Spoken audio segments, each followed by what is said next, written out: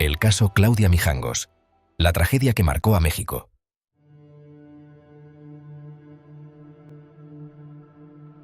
El crimen que estremeció a Querétaro. Han pasado más de 30 años desde que el caso de Claudia Mijangos impactó profundamente a la sociedad mexicana.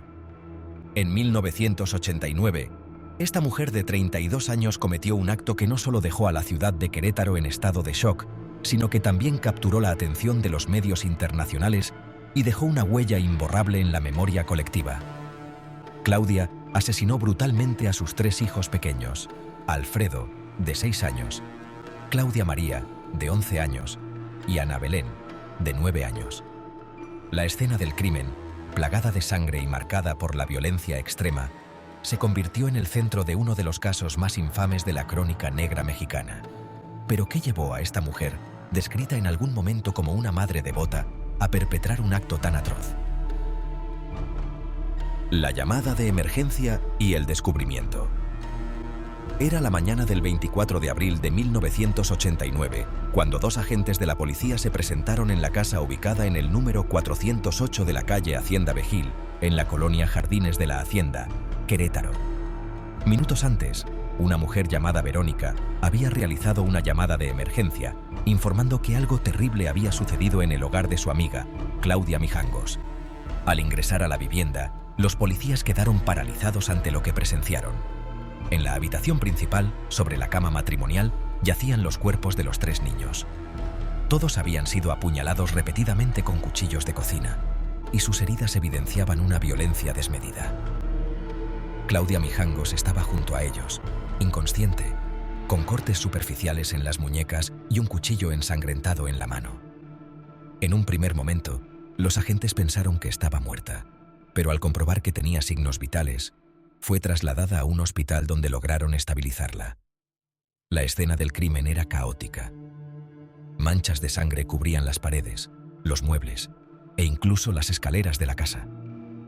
3 cuchillos de cocina, utilizados en los asesinatos, permanecían esparcidos por distintas habitaciones. Aquella imagen, descrita como una de las más perturbadoras por los mismos policías que acudieron al lugar, dejó en claro la magnitud del horror que había ocurrido esa madrugada. ¿Qué sucedió esa noche? Según las investigaciones, los asesinatos comenzaron en las primeras horas del 24 de abril, entre las 3 y 5 de la madrugada. El primer ataque ocurrió en la habitación de Alfredo, el menor de los 3 niños.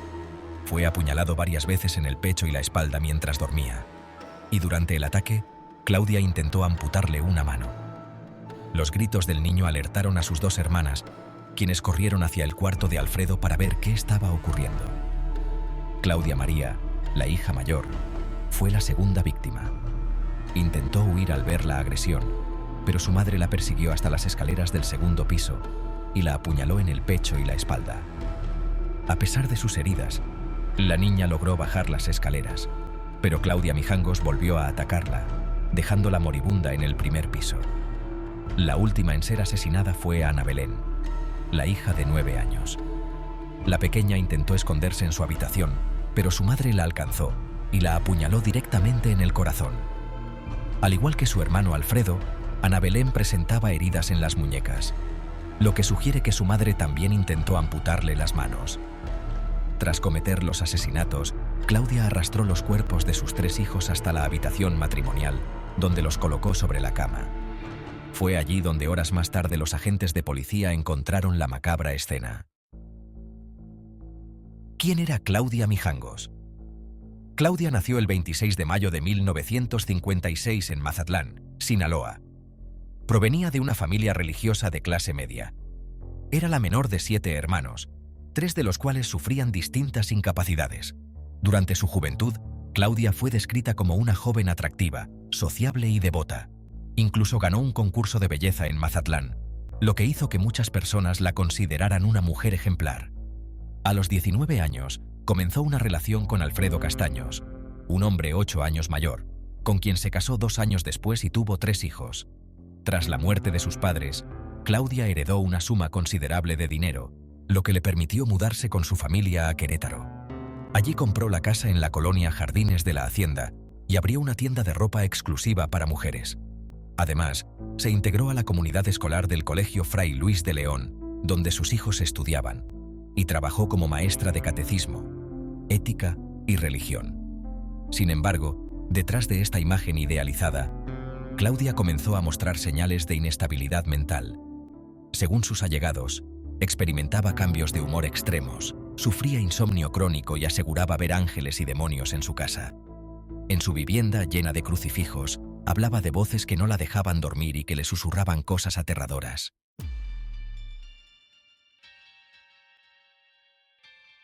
Un matrimonio en crisis. La relación de Claudia y Alfredo se fue deteriorando con los años. Las constantes discusiones se volvieron comunes, e incluso algunos vecinos reportaron haber escuchado gritos y peleas entre la pareja prácticamente a diario.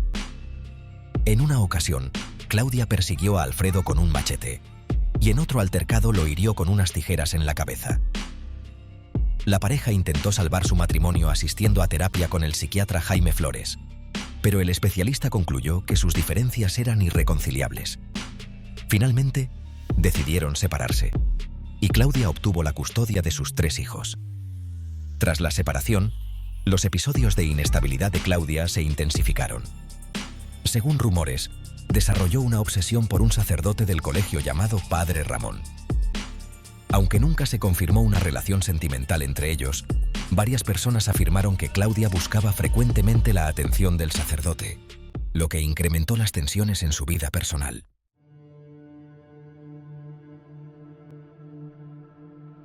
El día que todo cambió. La madrugada del 24 de abril de 1989 se convirtió en la fecha que cambiaría para siempre la vida de Claudia Mijangos y la de toda la sociedad queretana. Tras los brutales asesinatos, Claudia fue trasladada al hospital donde se le estabilizó físicamente, aunque permanecía en un estado de confusión y desorientación. Aparentemente no recordaba lo sucedido, y cuando fue interrogada por primera vez, declaró que sus hijos seguían vivos y estaban en la escuela. En sus declaraciones iniciales, Claudia afirmó que llevaba una semana sintiéndose extraña. Relató que, al mirarse al espejo, veía su rostro podrido, como si estuviera en estado de descomposición. Además, aseguró que Querétaro estaba lleno de espíritus malignos y que sus hijos habían sido poseídos por demonios. Claudia también mencionó que una voz masculina le había ordenado que matara a sus hijos para restaurar el orden. Estos testimonios, junto con su comportamiento errático, llevaron a las autoridades a realizar una serie de evaluaciones psiquiátricas para determinar su estado mental.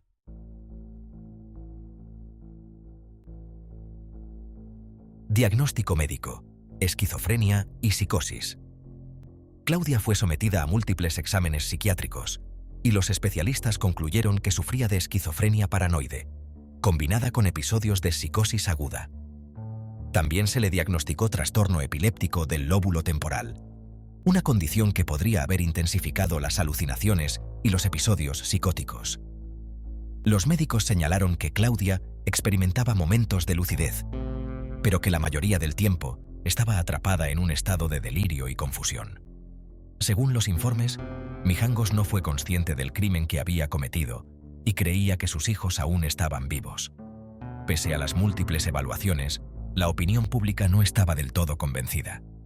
Las imágenes de los 3 niños brutalmente asesinados habían aparecido en las portadas de los diarios mexicanos, y gran parte de la sociedad exigía que Claudia fuera declarada culpable y encarcelada como una asesina más.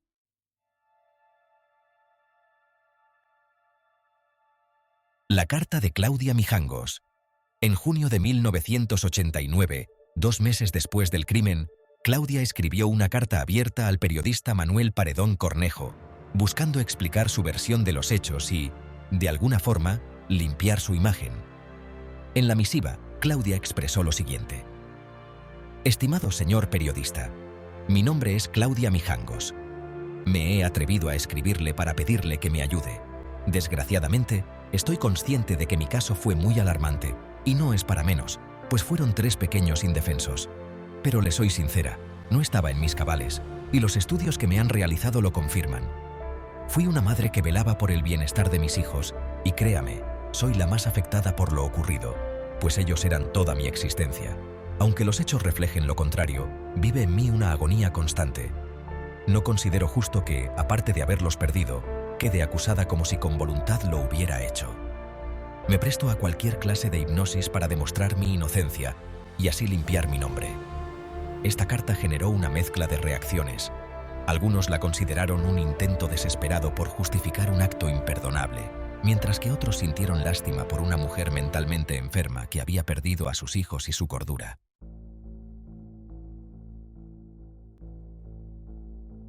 El juicio y la sentencia.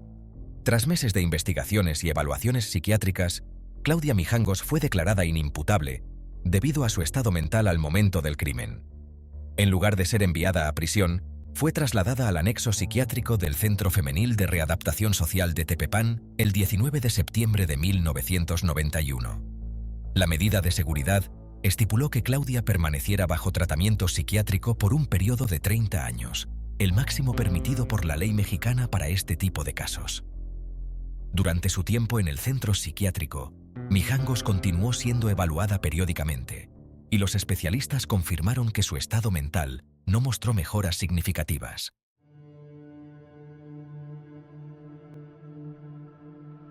El impacto social y cultural del caso.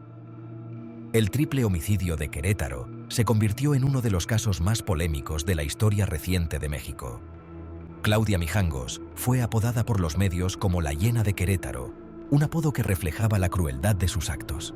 La casa donde ocurrieron los crímenes quedó completamente abandonada después del arresto de Claudia, y con el tiempo se convirtió en un lugar rodeado de leyendas urbanas. Vecinos y curiosos comenzaron a afirmar que la vivienda estaba embrujada.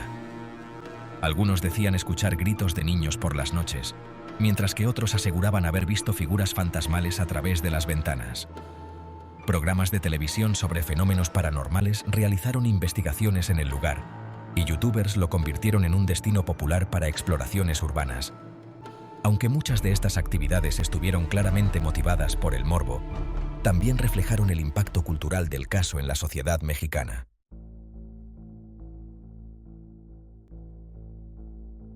El regreso de Claudia Mijangos a la libertad. El 24 de abril de 2019, después de cumplir los 30 años establecidos como medida de seguridad, Claudia Mijangos fue puesta en libertad. Salió del centro psiquiátrico a la edad de 63 años, bajo estrictas condiciones. Debía tomar medicamentos diariamente y permanecer bajo la supervisión de sus familiares. Su abogado reveló que Claudia expresó su deseo de regresar a la casa donde ocurrió el crimen, pero esta solicitud fue denegada por las autoridades debido al riesgo que representaba para su integridad y para la comunidad. Actualmente, el paradero de Claudia Mijangos se mantiene en secreto y vive bajo el cuidado de familiares que prefieren mantenerse alejados del escrutinio público.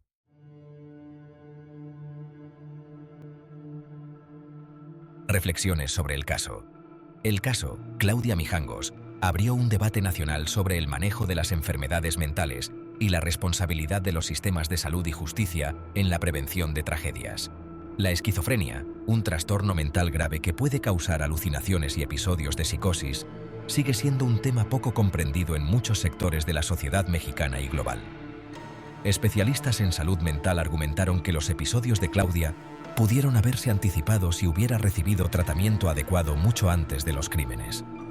Sin embargo, las condiciones sociales y culturales de la época no favorecían la atención temprana de los problemas psiquiátricos, lo que dejó a Claudia sola y sin el apoyo necesario. Por otro lado, el caso también planteó preguntas incómodas sobre el papel de la familia, los amigos y las instituciones escolares en la vida de Claudia. ¿Pudo alguien haber identificado los signos de advertencia y haber intervenido antes de que ocurriera la tragedia?